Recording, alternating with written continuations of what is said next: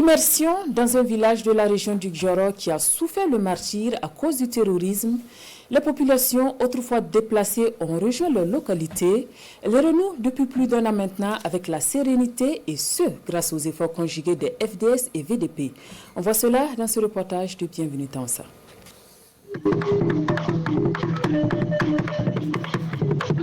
Vraiment, ce sont des efforts qui ont été faits. Et en plus de cela, il faut reconnaître que réellement, vraiment, on était vraiment dans l'insécurité. La tempête est passée. Il faut désormais se tourner vers l'avenir. Les terroristes avaient troublé l'équilibre du village.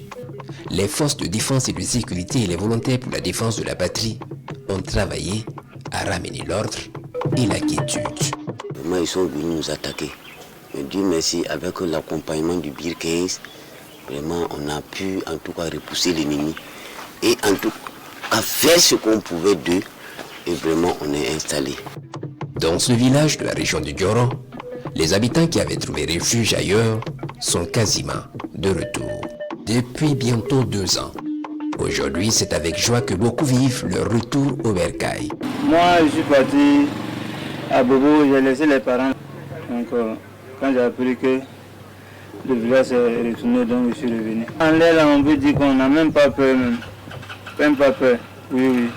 La zone est bien sécurisée, donc on vit en paix, quoi. L'école du village a en partie subi la furie des terroristes. Malgré tout, les enseignants font ce qui est en leur pouvoir pour rendre le savoir aux tout petits. L'école a été fermée pendant 2 ans. Les plaques, ceux-là qui étaient, comme on appelle, sur les toits, ils ont tout saccagé. Voilà. Et les documents dans les magasins, tout était saccagé. Puis en enlevant les plaques, c'est-à-dire les tôles étaient endommagées. Voilà, les feuilles de tôle. Donc quand il pleuvait, l'eau chantait. Donc pendant tout ce temps, tout ce qui était documents administratifs dans le magasin, tout était gâté.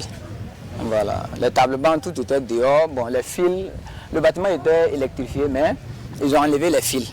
Voilà, ils ont tout gâté. C'est le compteur qui est là. Ils ont emporté les fils. On ne sait pas, en tout cas, ils ont utilisé ces fils pour d'autres fins. Le CUG n'est pas en reste. Le centre de santé également. Mettant des travailleurs dans une quête accrue de solutions, même s'ils restent déterminés à jouer leur partition pour que la nation reste debout.